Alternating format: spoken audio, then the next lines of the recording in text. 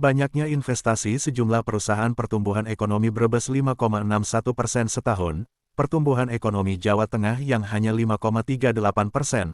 Hal ini disampaikan Joko Gunawan Sekda Brebes di acara Forum TJSLP Tanggung Jawab Sosial Lingkungan Perusahaan di Aula KPT Brebes Selasa tanggal 29 Agustus tahun 2023. Menanggapi hal ini Opung Mariono Ketua LSM YBI Brebes menjelaskan bahwa peningkatan Indeks Pembangunan Manusia (IPM) Human Development Index Kabupaten Brebes kami berharap semua perusahaan dan pabrik yang beroperasional di Kabupaten Brebes untuk turut berpartisipasi dalam peningkatan Indeks Pembangunan Manusia Kabupaten Brebes, dalam bentuk CSR, seperti yang kita ketahui bersama bahwa Kabupaten Brebes menduduki peringkat bawah. Tiga komponen Indeks Pembangunan Manusia yaitu 1. Pendidikan yang diukur dari lama bersekolah. 2. Kesehatan. 3. Ekonomi, daya beli masyarakat. Beberapa hal yang perlu dilakukan perusahaan terkait dengan peningkatan IPM kami dari Yayasan Buser Indonesia YBI Brebes mengusulkan diantaranya adalah 1. Pendidikan. Perusahaan membatasi penerimaan karyawan dengan mematok ijazah minimal adalah SMA atau SMP. Hal ini akan berdampak pada upaya masyarakat untuk menyekolahkan anaknya minimal sampai pendidikan SMP. Dari survei lama bersekolah di Kabupaten Brebes hanya sekitar 7 tahun, artinya hanya lulus SD, dengan pembatasan karyawan minimal ijazah SMP akan terdampak pada peningkatan lama bersekolah bisa mencapai 9 tahun sehingga bisa meningkatkan IPM. CSR yang diberikan oleh perusahaan juga termasuk pembayaran biaya sekolah bagi warga yang kurang mampu. 2. Setiap perusahaan wajib mempunyai satu daerah desa binaan terutama daerah yang bermasalah kesehatan. Misal, desa yang cakupan kepemilikan jambannya rendah, maka perusahaan tersebut melalui CSR wajib membuatkan jamban sampai daerah tersebut 100 masyarakatnya memiliki jamban. Sehingga Kabupaten Brebes bisa memproklamirkan kabupaten yang 100% ODF, Open Defecation Free. Karena menurut kalkulasi dalam pengentasan desa ODF tidak akan bisa tercapai kalau hanya mengandalkan dari anggaran APBD, di samping itu juga dengan rehab lagi rumah yang tidak sehat. 3. Peningkatan ekonomi, peningkatan daya beli masyarakat. Dimohon dengan hormat agar perusahaan di Kabupaten Brebes bisa merekrut tenaga ahli, karyawan tetap ada kuota berapa persen untuk masyarakat asli Brebes tidak merekrut tenaga dari luar. Oleh karena itu kompetensi yang dibutuhkan oleh perusahaan agar dilaporkan ke Pemkab Brebes sehingga melalui Dinas Tenaga Kerja bisa menyiapkan kompetensi atau keahlian yang dipersyaratkan. Kalaupun perlu adanya pendidikan khusus atau diklat maka Pemkab bisa mengadakan pelatihan melalui Balai Latihan Kerja Kabupaten Brebes yang selama ini tidak ada fungsinya sama sekali. 4. Pemasangan listrik bagi warga masyarakat kurang mampu terutama di desa yang miskin ekstrim. 5. Pengadaan sumber air bersih bagi masyarakat miskin. 6. Bantuan hibah kepada organisasi profesi wartawan untuk adakan pelatihan peningkatan kapasitas awak media. Sepakati oleh masing-masing Pokja ada beberapa usulan diantaranya terkait dengan kesehatan, pendidikan, dan SDM. Untuk pendidikan, harapan kami perusahaan semestinya membatasi untuk perekrutan karyawan minimal SMP, Pak. Karena informasinya kemungkinan untuk ijazah SD bisa masuk di perusahaan. Ini sangat berpengaruh negatif bagi jenjang pendidikan yang seharusnya masyarakat menyekolahkan anaknya sampai 9 tahun minimal SMP. Mereka akan berpikir SD aja bisa bekerja. Ini sangat berpengaruh di IPM Kabupaten Brebes. Yang kedua terkait dengan kira-kira potensi CSR di Kabupaten Brebes itu berapa? Nah, kan ada teman-teman Kadin, ada teman-teman Apindo gitu ya. Kira-kira berapa? Nah, kalau kita melihat tadi kan cuma hanya tidak ada 1 miliar ya. Kalau prakteknya itu ada 900 jutaan gitu ya. Itu pertama. Jadi saya kira program pertama yang dilakukan oleh Forum CSR itu ataupun TJSLP ini memetakan potensi CSR di Kabupaten Brebes. Contoh ada perusahaan berapa ya. Kemudian yang kedua yang mungkin nanti bisa akan menjadi perdebatan terkait bagaimana komunikasi dan koordinasinya. SOP-nya itu harus dibangun ya. Komunikasi dengan perusahaan, institusi sendiri. Dengan adanya forum ini saya kira harus dibuat satu pintu nanti. Jadi sudah tidak ada lagi nanti perwakilan dari OPD komunikasi langsung dengan perusahaan kemudian bikin CSR-nya untuk apa. Semuanya harus melalui forum sehingga nanti itu satu pintu. Karena pengalaman sebelumnya itu boleh kan begitu ya. Banyak yang tahu ya. Nah, kemudian saya kira sebelum membahas ini teman-teman anggota ini baru ketemu hari ini. Kalau kemudian langsung memberikan masukan, saya kira tidak bisa. Ini saya contoh mamanya di forum di Pokja pendampingan umum. Saya dengan Mas Bimo saja baru ketemu hari ini. Nah, kemudian teman-teman yang lain saya kira diserahkan dulu kepada teman-teman kelompok.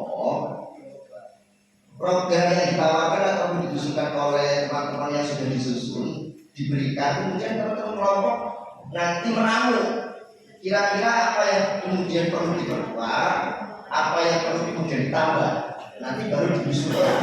Saya kira itu lebih efektif daripada kita nanti di sini belum membahas di antara kelompok sehingga ada kesepahaman dengan teman-teman Pokja. Terus saya tanya juga termasuk Hanas kan belum pernah merumuskan ataupun merapatkan dengan Pokjanya masing-masing.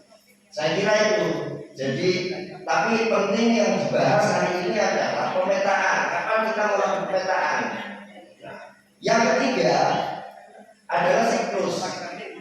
Kalau ini tadi kan sudah ada namanya kita akan membahas rencana program, menyusun, kemudian melaksanakan. Saya kira kita harus membuat semacam seperti kayak APBD itu saja. Siklusnya harus jelas.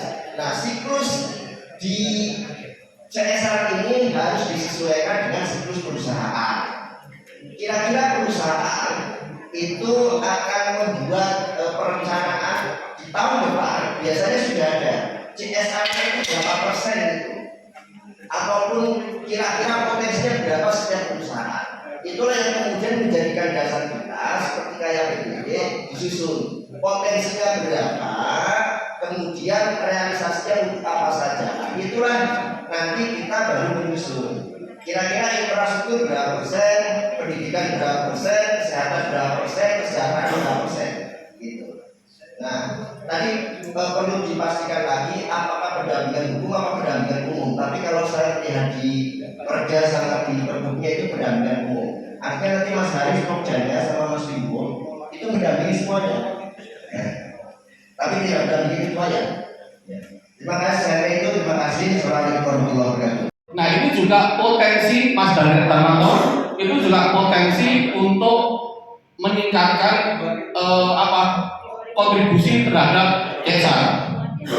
Ya, jadi nanti skemanya, jadi dari para Pokja ini kan mengusulkan apa-apa yang mungkin menjadi prioritas pembangunan di Kabupaten Brebes. Tentunya ini yang tidak digawangi oleh APBD, yang tidak dibiayai oleh APBD seharusnya. Nah, inilah nanti ini kita bisa berbagi kepada pengusaha-pengusaha di Brebes. Saya yakin ini bisa. Saya nanti akan menjadi komandannya untuk masuk ke perusahaan-perusahaan untuk dalam pengertian memberikan motivasi untuk keterlibatan perusahaan terhadap pembangunan di Kabupaten Brebes. Intinya itu.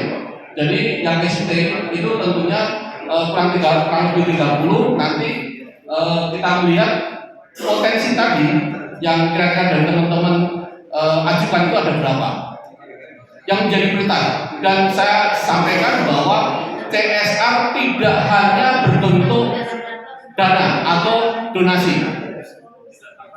Ini harus ya. Jadi misalkan contoh di Pak Rumono mungkin mengenai kesehatan, mungkin bicara mengenai stunting, mungkin bicara mengenai ibu hamil atau anak kelaparan hidup.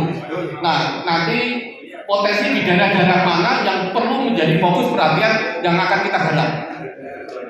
Ya gitu. Nah tentunya mungkin kalau Mas Asrofi itu sebagai ketua persat, kira-kira apa yang menjadi agenda, menjadi prioritas yang akan menjadi support bagi perusahaan. Nah inilah salah satunya mungkin di dalam pendidikan. Pendidikan itu ada desa yang orang masyarakat tidak mau sekolah. Yang tidak mau sekolah ini ya kita bantu, ayo bersekolah, ayo kita bantu biayanya. Termasuk mungkin di daerah atau desa yang banyak penganggurannya. Banyak penganggurannya ini saya perhatikan ya, ini tadi tidak menyentuh bahwa di Brebes ini ada 9% masyarakat yang nganggur. Nah ini nanti kita bisa kolaborasi dengan Apindo ini untuk dilatih, dididik, kemudian kita tempatkan. Ini akan mengurangi pengangguran sehingga IPM kita akan naik. Ya khususnya untuk yang pengangguran, mohon maaf Pak Sekda, nanti saya juga minta data pengangguran yang paling besar di mana, di desa mana. Saya akan data akan jemput, akan saya akan pelatihan, kita akan training, kita akan tempatkan. Asal mau kerja di Jawa Tengah atau di luar Brebes. Nah untuk itu saya akan apa istilahnya membantu teman-teman nanti mengajukan usulan-usulan. Nanti saya dengan teman-teman akan membantu untuk menggerakkan kegiatan CSR bagi perusahaan yang existing dan yang akan masuk ke Brebes.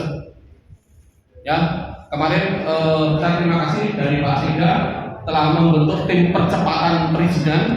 Ya, ada 1-2 perusahaan yang saya lihat itu nanti potensi penggunaan tenaga kerja laki-laki sekitar 60-70%. Karena apa? Di Brebes tingkat pengangguran laki-laki cukup gede, makanya ini kita dorong supaya cepat kemudian operasional sehingga pengangguran laki-laki bisa terserap.